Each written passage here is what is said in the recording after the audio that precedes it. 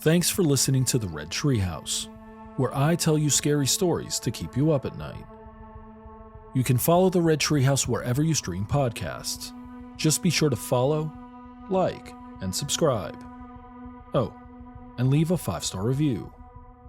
And you can find the Red Treehouse on Patreon, where by joining even for free, you can receive exclusive member benefits. Simply go to patreon.com/Red Treehouse. The Red Treehouse is dedicated to my dad. I love you, Pop. As Hispanic Heritage Month comes to an end in just a few days, I wanted to highlight a few cursed and haunted rituals from around the Spanish-speaking world. More than just playing Bloody Mary in a dark bathroom mirror, though this is scary enough, the rituals I chose summon someone or something from who knows where. In this episode of the Red Treehouse, we're going to explore 3 cursed rituals from the Spanish-speaking world: La Cegua, Mother Midnight, and El Juego del Libro Rojo, the Red Book game. If you're brave enough, rest assured, these rituals are guaranteed to keep you up at night. Is it possible these rituals open a portal to a paranormal and supernatural world? And by playing them, are you opening yourself up to potential malevolent spirits, whose goal is to haunt you forever? I'll share the details. You decide for yourself. I'm your host, Will. Welcome to the Red Treehouse.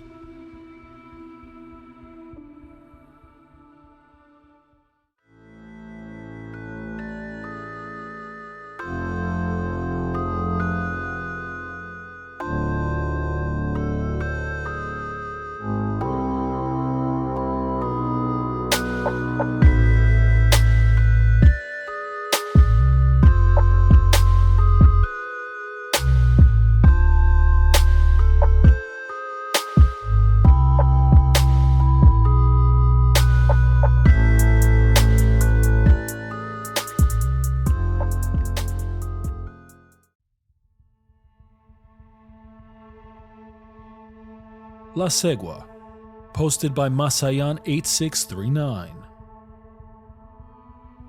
Our first cursed ritual summons La Cegua, a sinister and malevolent entity known for attacking lonely men, first by wooing them, and later by scaring the hell out of them. The story is known throughout Mexico and Central America, and I found the perfect explanation for who she is and how to summon her. Quote, "When I was a kid living in Masaya, Nicaragua, the story of La Cegua was a folktale that went around my school and around the neighborhood. The story basically goes that La Cegua was a mestiza, half Spanish, half indigenous woman who had an affair with a Spanish man during the time of conquest. To cover up the affair, he revealed her witchcraft activities to the Inquisition that was hunting witches at the time. Scorned and a criminal, she escaped into the forest, and she still walks the roads at night, luring men to her and then ripping them apart. I recently reconnected with an old neighbor friend of mine, and we started talking about the legends we heard growing up. He mentioned La Cegua and a summoning ritual that some of the kids at his high school used to do after I had moved away from Nicaragua. His eldest sister passed the story on to him. Some of her friends had done the same thing when she was a teenager, and the story of La Cegua was popular at her high school. The summoning ritual draws on old magic traditions, but was simple enough that kids started using it to scare each other. I don't know how many people actually perform the ritual, since a lot of Nicaraguan kids will respect and leave alone magic. But there are always people who want to scare, and if you needed special magic assistance, this is a way to get it. Here are the instructions he gave me, copied and pasted from his email, cleaned up a little, and translated into English. This is what my sister told me to do to summon La Cegua into the house. It makes her come from wherever she is, even if she is very far away. You need a big bowl of water, at least 4 palm fronds, some black or dark brown hairs, a candle, and a handful of mustard seed in a container that you cannot see through or into. Wooden boxes with lids or cloth bags are best. But I think anything can work as long as you cannot see through it, even an envelope. It should be something you can open easily. You will need 4 big squares of black cloth as well. As an offering, you will need a small, beautiful object, like a necklace, a seashell, some lace, or a gemstone, but you will not be getting it back. It needs to be nighttime when you do the ritual. First, you make a box or circle on the floor with the palm fronds. They do not need to touch, but you need enough to have at least one on each side of you and in front of you and behind you. This tells La Cegua that you are in her forest. You should make sure all the windows and doors of the room you are in are open, because La Cegua needs a way to get inside. Put the bowl full of water in the enclosure of palm fronds, right in front of you so you have enough room to sit. Put the candle and the offering in the enclosure. It's a good idea to have a friend with you, but they have to be outside the enclosure. Now, turn off the light, light the candle, and go into the enclosure. From now on, you cannot leave until the ritual is over. Place the box full of mustard seed beside your right hand and the hair beside your left hand, on either side of the bowl. You need to take the 3 black squares of fabric and line them up in front of the bowl, inside the enclosure. Blow out the candle when you're ready to begin the ritual. This symbolizes nightfall. You have to be totally silent from now on until La Cegua arrives. Look down into the bowl of water. You should start to see not the ceiling of the room you are in, but the jungle. Then you will see a woman, at a distance, walking towards you. If she is dressed in a dress of tree leaves held together with strips of black fabric, and her hair is long and black and covering her face, that is La Cegua. When she gets close to the bowl of water, you will see that she is wearing a mask of leaves wrapped around her mouth and jaw. My sister told me that this is to cover up where her jaw was smashed and her teeth were knocked out by Spanish authorities, who were beating her after she ran away from them when they were arresting her for witchcraft. The story of the Guarumo leaf dress is that her clothes rotted away and she had to make new clothes. The black cloth is what remains of her old dress. After La Cegua nears, she will start to come out of the bowl slowly. Allow her to do it, but do not let her take off her mask. If she starts to take off her mask, you have to stop the ritual. If she takes it off, she can speak, and it will drive men insane. She will try to make eye contact, but do not look into her eyes, and do not tell her your name. When her shoulders are out of the bowl, make this simple request. Quiero 3 objetos mágicos. I want 3 magic objects. Then drop the offering in the bowl. If she begins to sink back down into the bowl, you did the ritual right. But if she starts to rise out of the bowl farther, she is angry, and you have to stop the ritual immediately. Do not try to ask her for anything other than what the ritual allows. Once she has disappeared into the bowl, you have to pour the mustard seed into the water. This is also how you stop the ritual at any point if you need to. The legend says that if mustard seeds are spilled near her, she has to stop to count them. Pouring the mustard seed into the portal will distract her until you have the chance to dispose of the water. At this point, you can leave the enclosure and make sure to take the bowl with you. You can flush the water down the toilet or sprinkle it in your yard, but make sure not to leave any puddles where La Cegua might be able to come through again. If you flush the water down the toilet, make sure to get all the mustard seed out of the bowl, or she might come back to count the seeds she missed. Then take the bowl outside and smash it, and make sure it doesn't go back into the house. Throw it away or leave it outside. Now, go back into the ritual room, but do not look under the cloth or go into the enclosure. Sleep in the room where you performed the ritual, but make sure to close the windows and doors. Anyone who was in the room with you during the ritual must also sleep there. Do not get up, even to go to the bathroom, until after the sunrise. When you wake up, go to the enclosure. You should find that the magic objects have been left under the 3 black cloths. You can use these to perform curses and other magic. My neighbor didn't specify what kind of magic items you could get, but I contacted his sister directly, and she told me you could get all sorts of things to perform malevolent magic. Black corn kernels, turkey waddles, poisonous toads, old keys, special ribbons and fabrics, feathers, bones or shards of bones, cacao beans, and human teeth.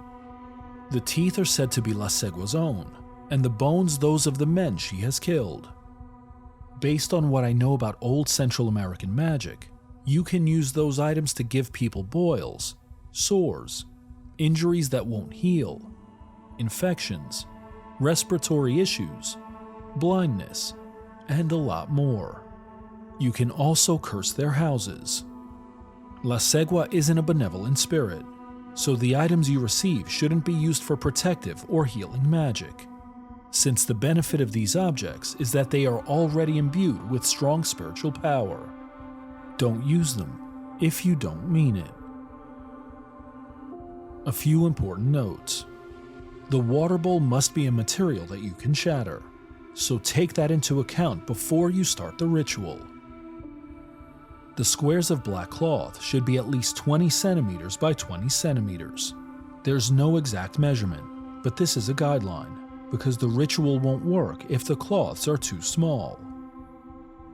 The dark hair can belong to anyone, or even more than one person, but it has to be dark. It represents La Cegua's own hair, which is black in the stories.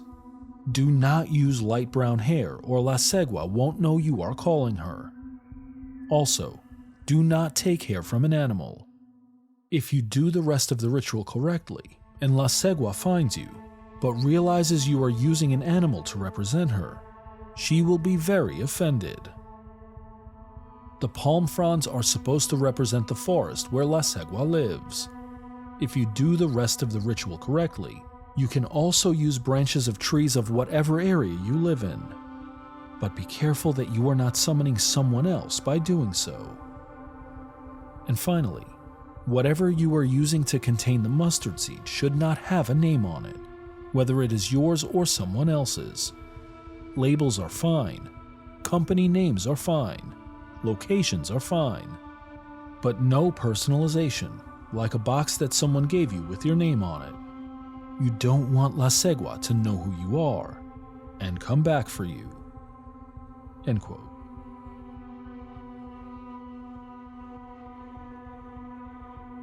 Every now and again, I'll come across a scary ritual that leaves me shaking my head and looking over my shoulder. Mother Midnight is one of those rituals. Its origins are murky, though it's believed to have started somewhere in central Texas, and it may have roots in Mexico. Either way, this one is creepy and guaranteed to keep you up at night. Here's how to play. To start, you'll need at least 2 players, a principal and an assistant. You can also include a handful of spectators as well, but this is optional and should number no more than 4. Once you've gathered your courage, you'll need a few items in prep. First, a flashlight. Then, an object of importance from the principal player's childhood. It can be anything: a stuffed animal, a blanket, a token, a toy, whatever is of importance. Then you'll need a watch, a clock, or a timekeeping device. And finally, you'll need a doorway with a door that can be opened and closed, and it has to connect to a room that you're unlikely to be bothered in. An important note: you must make sure there is at least 10 feet of clearance on each side of the door. Now that you've gotten your items together, you're ready to play. A few days before you perform the ritual, you'll need to make sure the weather is calm. No wind or rain or snow should be forecasted. On that night, assuming the weather is calm, travel to the building where your doorway is located. This must be done before midnight. An important note: if the weather is bad on the day you're set to perform the ritual, you must abandon it and plan to start another day. When you arrive at your building, turn off all the lights and check the time. It must still be before midnight. Assuming this is the case, the principal player should stand in front of the doorway facing the door. They should also be holding their childhood object in their hand. The assistant player should stand behind the principal player facing their back. They should also be holding the flashlight in their hand. If you're playing with spectators present, they must stand behind the assistant as quietly as possible. Now, check the time. All of this must be done before midnight. Assuming there are a few minutes before midnight, you can proceed. The principal player must open the door and step into the doorway. You must be standing directly on the threshold. Then, take 12 steps forward while holding your childhood object. Once you've taken the 12 steps, place your childhood object on the ground. Then, turn around and walk back to the threshold. Walk through it, and close the door behind you. Then, stand back to back with the door, facing the assistant. It is important that everyone remains silent. Now, check the time. It should still be before midnight. At exactly midnight, the assistant should reach carefully around the principal player and open the door. They must keep the flashlight in their hand. Trust me, you're gonna need it. When the assistant reaches for the door, the principal player must stay still. Do not turn around, even to steal a glance. Once the door is open, the principal player must say out loud, "Mother Midnight, take this key. Mother Midnight, you are free. Mother Midnight, let me see." Once the principal player has said these words, the assistant should turn on the flashlight and place its beam on the childhood object on the ground where it was placed. These next steps are absolutely important. If the object is alone on the ground, the ritual has failed. You must not proceed. Close the door and turn on the lights. Do not look out any window and stay where you are until sunrise. Once the sun has risen, you may pick up the childhood object, and you're free to try the ritual another time, though it's advised that you pick a different object. If the object is gone, as in it's vanished, the ritual has failed. You must not proceed. Close the door and turn on the lights. Do not look out any window and stay where you are until sunrise. You may try again another time, but you should proceed with an abundance of caution, because it's likely something demonic is present. But if you look and there is someone or something near your object, the ritual has succeeded. Carefully observe the figure and take note of its position. If it's staring at the doorway, the assistant, principal player, or spectators, absolutely do not proceed. Close the door immediately and turn on the lights. Do not look out any window and stay where you are until sunrise. Once the sun has risen, you may open the door and pick up the childhood object, at your own risk. But if you look, and the figure is staring down at the object, you may proceed. The assistant must keep the flashlight on the figure at all times, and the principal must ask, "Mother Midnight, where were you born?" After asking, you must listen carefully and quietly. Do not turn around to face Mother Midnight. You are dependent on the assistant keeping the flashlight fixed on her. When Mother Midnight has answered the first question, the principal may ask a second. "Mother Midnight, When did you die? After asking, you must listen carefully and quietly. Do not turn around to face the figure. You are dependent upon the assistant keeping the flashlight fixed on her. When Mother Midnight has answered the second question, the principal may ask a third. Mother Midnight, when was I born? After asking, you must listen carefully and quietly. Do not turn around to face the figure. You are dependent upon the assistant keeping the flashlight fixed on her. When Mother Midnight has answered the third question, the principal may ask a fourth. Mother Midnight, when will I die? After asking, you must listen carefully and quietly. Do not turn around to face the figure.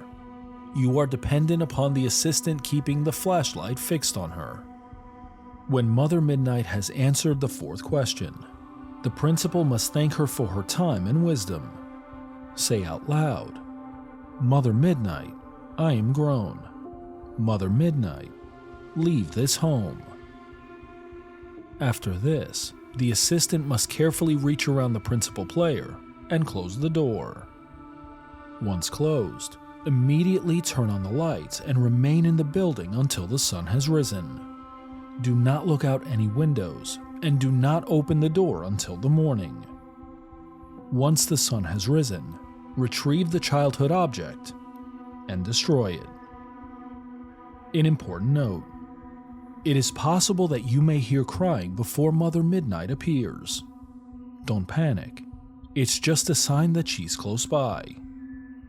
Once you complete the ritual, the crying should stop. But if you hear it after the ritual has been ended, it's a sign that she's close by. And remember, wisdom comes with a price. Perhaps one of the most famous cursed rituals is El Juego del Libro Rojo, or the Red Book game. Determining its place of origin will depend on the source you're reading. I've seen websites claiming it started in various South American countries and Mexico, and another that claimed it originated in the Caribbean.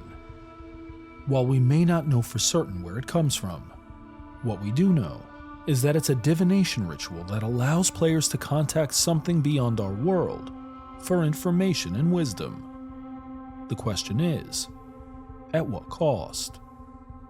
Here's how to play. To start, you'll need at least 2 participants, though you can play with a small group if you prefer. Once you've steadied your nerves, you'll need to gather a few items in preparation for the ritual. Most important is a red hardcover book. An important note: this must be followed perfectly. The book must be hardcover, and the cover must be red with no pictures, drawings, or images. The inside of the book must only contain words. No pictures, drawings, or images of any kind are allowed. Once you've found your red book, find a red candle. Grab matches or a lighter. Then, find a quiet room and think of a single question. Now that you have your items and your question, you're ready to begin the ritual. First, go to the quiet room, pull the curtains or blinds shut, and turn off the light.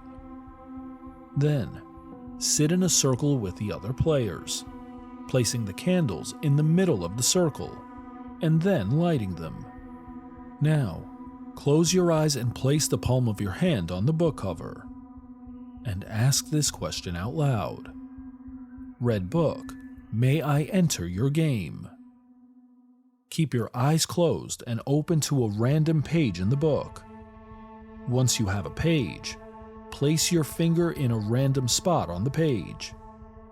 Now, open your eyes and read the sentence your finger has landed on. An important note: if the sentence is negative, threatening, or simply does not make sense, you have not been granted permission to start the ritual. But if the sentence is positive or affirming, you may continue. Once you've done this, proceed to the next player, who must follow the steps listed above. Assuming you've been granted permission, here's what comes next. Close your eyes and place the palm of your hand on the book cover. Then ask your question out loud. Keeping your eyes closed, now open to a random page in the book. Once you have a page, place your finger in a random spot on the page. Now, open your eyes and read the sentence your finger has landed on. Your question has been answered. An important note: the sentence you land on is your answer, even if it doesn't seem to make sense. The interpretation of the answer is up to you. Once you've done this, continue with the next player, who must follow the steps listed above. Once all questions have been asked and answered, you're ready to leave the ritual. But first, you need permission. Close your eyes, place the palm of your hand on the book cover, and ask out loud, "Red book, may I leave your game?" Keep your eyes closed and open to a random page in the book. Once you have a page, place your finger in a random spot on the page. Then, open your eyes and read the sentence your finger has landed on. Your question has been answered. Important note: if the sentence is negative, threatening, or does not make sense, you have not been granted permission to leave the game. You must go around until each player has asked permission. Then you can try again. However, if the sentence is positive or affirming, your request has been granted. After each player receives permission to leave, close the book, blow out the candles, open the curtain, and turn on the lights. Now, what was your question? And what answer did you receive? While researching, I came across a player experience written by someone who played the Red Book game and was begging for help. The post was from a deleted account, but is entitled, "I played a paranormal game. I need help." Here it is in its entirety. Quote, "Hello, I don't really know if this is the right place to seek advice for this specific problem I have. I would really appreciate anyone who would read this lengthy post and offer their advice. I'm really desperate at this point. This happened when I was 13 to 16 years old, 2017 to 2019. I was in 7th to 9th grade. I go to a Catholic school here in the Philippines. Contrary to going to a Catholic school, my faith in God wasn't strengthened at all. I would question God's existence every day and challenge myself into nonsensical things. Since my faith is weakened, I easily gave in to sinning to temptations. And this is where everything starts, when my friend introduced me to a paranormal game.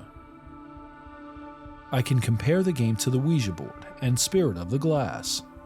Basically any similar game that uses a medium to contact and conjure spirits. I was young and wanted to be rebellious.